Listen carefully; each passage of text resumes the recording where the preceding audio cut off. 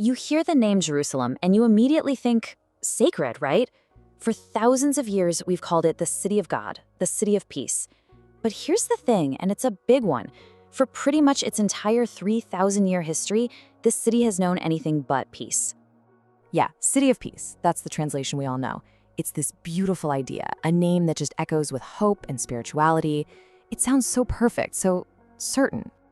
But then you look at the actual history, and wow, it's a completely different and pretty brutal story. A relentless cycle of wars, sieges, and utter destruction.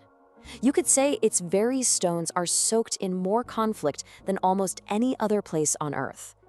And that huge gap between the name and the reality, well, that's the mystery we're going to unravel. So what gives? Why on earth call it the City of Peace? It makes you ask a much more interesting question. Does its name really mean peace? What if the true ancient meaning of Jerusalem has absolutely nothing to do with peace or with the religions we think of today? To get to the bottom of this, we have to go way, way back in time. I'm talking before Judaism, before Christianity, before Islam ever existed.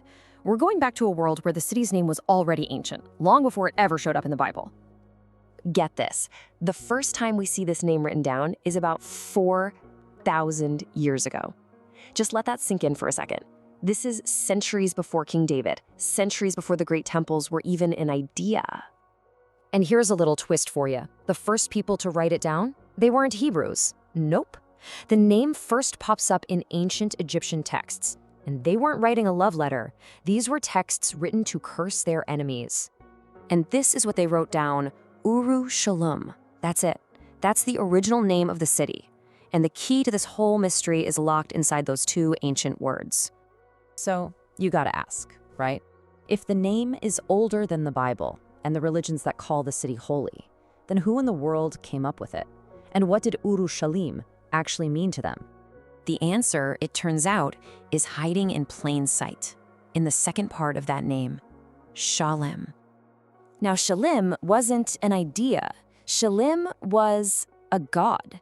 He was a Canaanite deity, the god of twilight, of the setting sun, that peaceful feeling when the day is finally done. He wasn't some god of war or justice. He was a god of natural cycles, of order. Okay, so let's put the pieces together. The ancient word Uru likely meant foundation of or city of. So when you put it together, Uru Shalim isn't city of peace.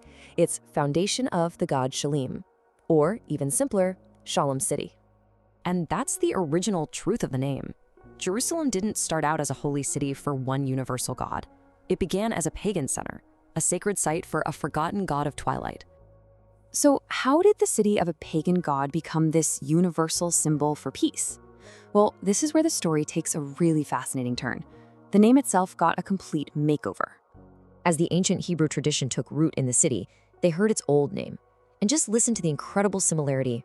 You have Shalim, the pagan god, and Shalom, the Hebrew word for peace. The resemblance was just too powerful, too perfect to ignore. So what happened next wasn't a translation. It was a conscious reinterpretation. Shalim, the god, was swapped out for Shalom, the ideal. It was a complete ideological rebranding. Jerusalem was given a whole new identity. It was now the city of peace, not to describe its messy past, but to declare its future destiny, its spiritual purpose in a new monotheistic world. But here's the great irony.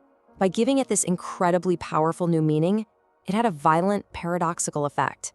By rebranding it as the ultimate city of peace, it became the ultimate prize in an endless war over its meaning. And oh, did the world respond? Assyrians, Babylonians, Romans, Crusaders, Ottomans, generation after generation, empire after empire, everyone wanted to own that profound meaning, to possess that sacred promise. All of this history points to a pretty stark truth. Jerusalem was never a city of peace. It has always been a city of meaning, and its incredible symbolic power is the very thing that has fueled centuries of conflict as everyone fights to control its story. I mean, just think about the layers packed into that single name. It represents a forgotten pagan god, a universal spiritual ideal, a contested political symbol, and a divine religious promise, all at the same time. What other city name on Earth carries that much weight? So this brings us to a better way of thinking about it. Jerusalem isn't a city of peace, it's a city of hope for peace. And as we all know from history, hope is one of the most powerful and most dangerous forces in the world. People are absolutely willing to die for it. So after all this, after peeling back thousands of years of history, what is the true meaning of the name Jerusalem? It's not just City of Peace, and it's not just City of Shalem. Its true meaning is that it acts like a giant mirror. Jerusalem is the city where humanity has constantly projected its deepest desires, its greatest fears, and the one thing it always seems to lack the most, a real, lasting sense of peace.